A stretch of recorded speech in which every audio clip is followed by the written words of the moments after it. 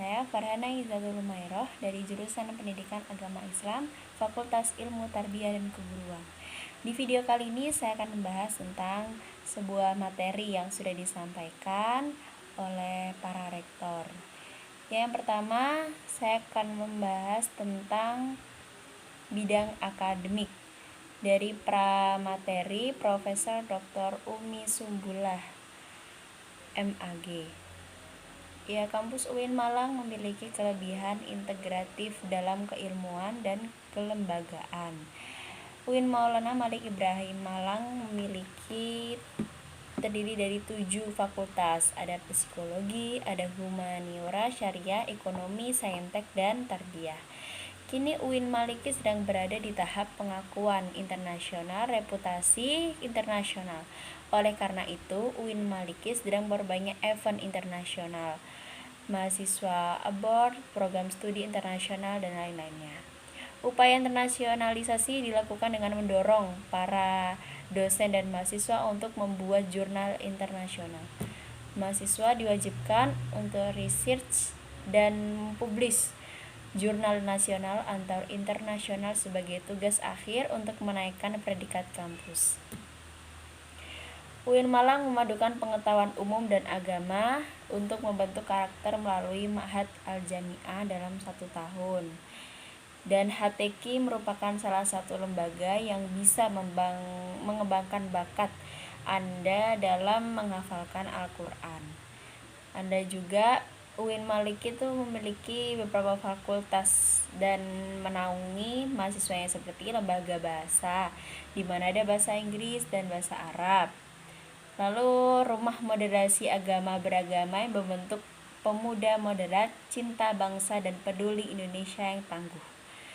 Perkuliahan berlangsung selama 8 semester dengan 160 sampai 150 SKS dengan penelitian sebagai pengabdian masyarakat dengan mata kuliah profesi dengan KKN dengan yudisium hingga akhir wisuda. Mata kuliah UIN Maliki dijadikan sebagai pengembangan kepribadian yang merupakan ciri khas UIN Malang. Mata perkuliahan terdiri dari mata kuliah dasar, agama, bahasa, dan filsafat, dengan mata kuliah fakultas yang membedakan antar fakultas dan matkul program studi yang membedakan antar prodi. Pada tahun 2021, pembelajaran dilakukan secara daring melalui Zoom, Gmeet, dan lain-lain. Kemudian, untuk sistem SIAKAD, mahasiswa baru semester 1 dipaketkan. Sedangkan semester 2 sampai seterusnya diambil secara mandiri dengan berkonsultasi dengan dosen penasihat akademik. Perkuliahan dimulai pada tanggal 6 September sampai Desember melalui UTS dan UAS.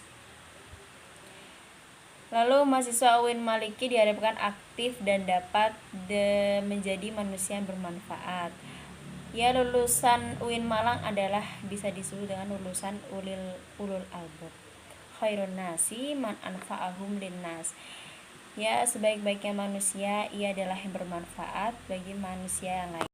Lanjut dengan materi 2 dari pemateri Dr. Haji Ahmad Fathah Yasin, MAG.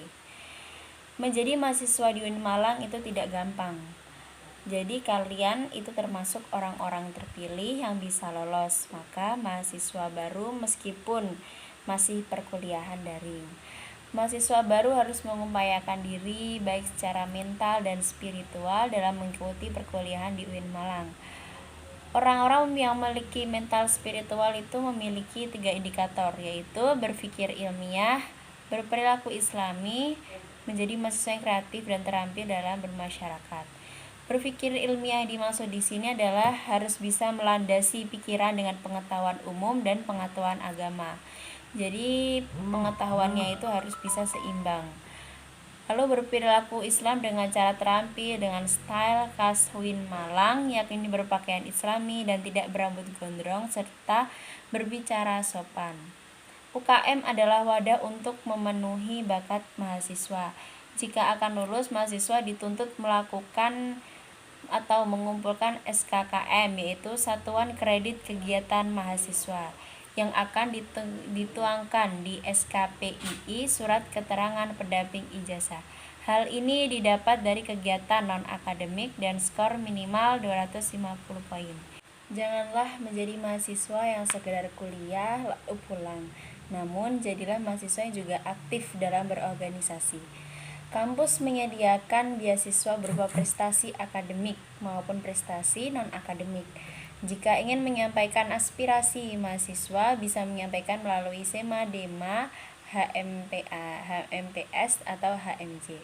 UIN Maliki juga memiliki akselerasi. Jadi saat semester 7 diperbolehkan mengambil S2, namun dengan syarat atau seleksi yang cukup ketat.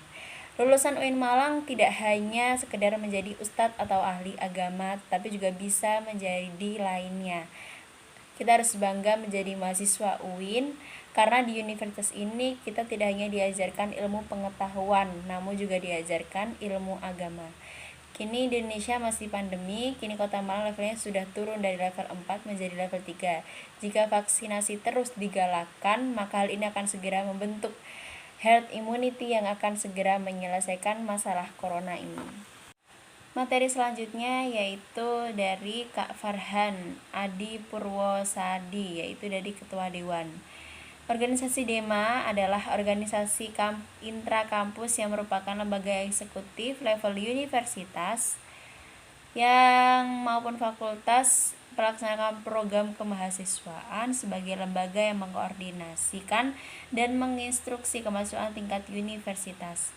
Tugas DEMA yaitu melaksanakan program kerja organisasi yang sudah disepakati Senat Mahasiswa Universitas, lalu mengomunikasikan dan menginformasikan kegiatan kemahasiswaan di dalam lingkup universitas, melaksanakan koordinasi dan sinkronasikan kegiatan mahasiswa.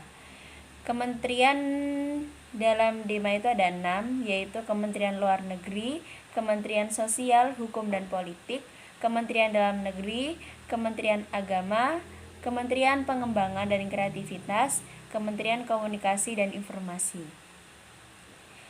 SEMA. Lalu SEMA adalah lembaga legislatif yang berada di bawah naungan universitas yang mengordinasi DEMA,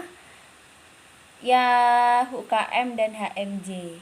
Visi dari SEMA itu terwujudnya Senat Mahasiswa sebagai lembaga legislatif dan transformatif, kolaboratif berdasarkan asas kebersamaan dan kekeluargaan serta menjunjung tinggi profesionalitas. Fungsi SEMA itu ada advokasi, legislasi, pengawasan, penganggaran.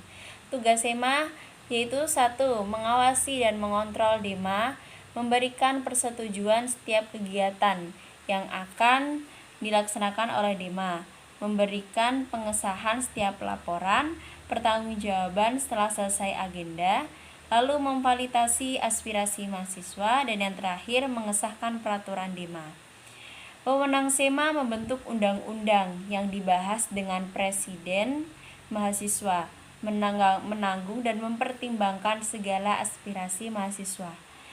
Komisi SEMA yaitu yang pertama Komisi Advokasi dan Hukum, yang kedua Komisi Organisasi dan Kemahasiswaan, lalu administrasi keuangan, lalu informasi dan komunikasi. Materi selanjutnya yang disampaikan oleh Muhammad Hasanuddin Wahid, M.Hum, yaitu membahas tentang tingkat pemahaman COVID di Indonesia itu rendah, memakai masker saja susah. Gimana mau sembuh dari COVID? Pertumbuhan ekonomi karena COVID semuanya menjadi turun. Semua negara turun, tapi kita sudah mengalami kenaikan dari tahun ke tahun kita sekitar 7%. Melemahnya daya membeli karena efek PPKM membuat masyarakat malas untuk membeli. Lalu terjadi inflasi tipis dan juga banyak yang kehilangan pekerjaan akibat pandemi COVID-19. Tercatat dari 50.000 buruh di PHK sejak awal 2021, tingkat pengangguran akan lebih banyak di bulan Agustus 2021. Kalau dampak di sektor pendidikan, baiknya yang putus sekolah dikarenakan anak harus bekerja karena krisis ekonomi akibat pandemi COVID-19 dan juga karena persepsi orang tua. Lalu kebijakan sektor pendidikan di pandemi ini adalah memberikan bantuan kuota data internet, bantuan subsidi, dan lain-lain. Model kolaborasi ini tidak hanya model di pandemi, akan tetapi menjadi model kolaborasi masa depan yang mampu menaikkan kelas sektor ekonomi, pendidikan, dan menjadi budak dunia. Sekarang kita berada di era digital 4.0 akan menuju 5.0, yaitu seperti memakai hologram. Kata pepatah, siapa yang ingin memajukan dunia dia harus bisa pandai IT. Barang siapa yang tidak bisa menjadi mahir dalam IT, maka akan menjadi budak dunia.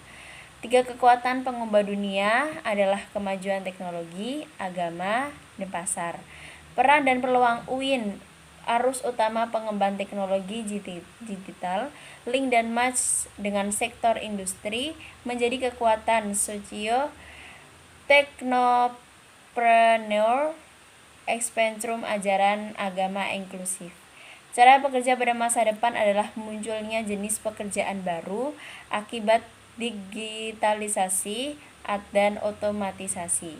Cara menjadi generasi unggul yaitu keagungan moral dan spiritual. Gandrung ilmu pengetahuan memiliki digital quotient, kesalehan peduli sosial. Barang siapa yang mau menguasai dunia harus dengan ilmu, maka kuasai akhirat harus dengan ilmu. Kalau mau keduanya, maka kuasailah dengan ilmu. Label kontemporer adalah dari Islam moderat dan Islam Nusantara. Apa itu moderasi dalam Islami? Definisi moderasi yaitu sistem etimologi wasatiyah, berarti jalan tengah, posisi tengah, berkeadilan. Secara terminologis, pemahaman praktek agama yang menjunjung tinggi kesetaraan, keberagaman, toleransi, dan berpijak pada prinsip tawazun antara resiko atau logika. Dasar teologis Al-Quran Surat Al-Baqarah ayat 143.